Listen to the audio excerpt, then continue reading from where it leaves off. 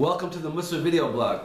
So last week we spoke about the other guy, meaning that sometimes people hear things and they're easy to accept it because it's not talking about me, it's talking about the other guy. And we spoke about how really when a person hears something, he should take it to heart.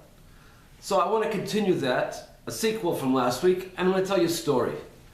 There's a rabbi who lived in Israel in the first half of the 20th century and a little bit into the second half. His name was Rabbi Aryeh Levin. And the story goes that in his synagogue, there was a certain man that didn't treat his wife properly.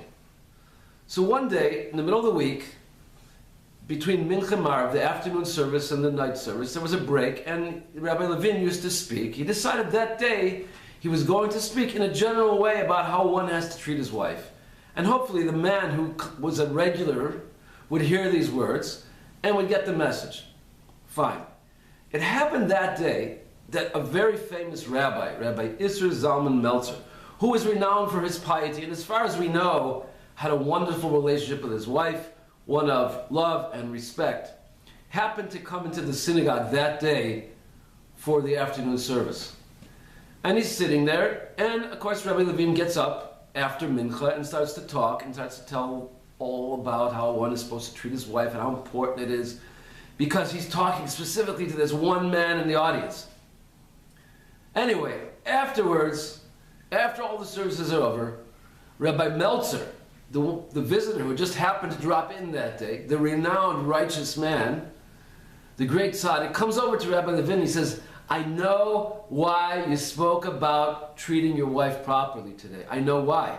It's because you saw that I came in. I'm not a regular here, but today you saw that I came in and you said, aha, he needs to hear this. And I thank you so much for saying this. I'm going to do my best from now on to be a better husband.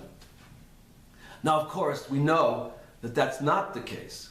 And if there was anybody in that audience that didn't need to hear those words from Rabbi Levin, it was Rabbi Meltzer.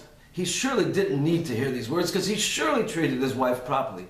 Nevertheless, what made him a tzaddik, what helped him achieve his level of holiness, is that when he heard words, instead of saying, well, he's not talking to me because I'm pretty good in this, he said, uh-oh, I hear in these words, he must be talking to me. That's the way of a tzaddik. That's the way a person who's really in touch, who wants to grow, who's living the Musar type of lifestyle. When he hears words of rebuke, he doesn't say it's the other guy. No matter what it is, he says, this message is geared to me. So in life, like I said before, so many times there's messages coming our way. It's the Musar way to say, he's talking to me. See you next time.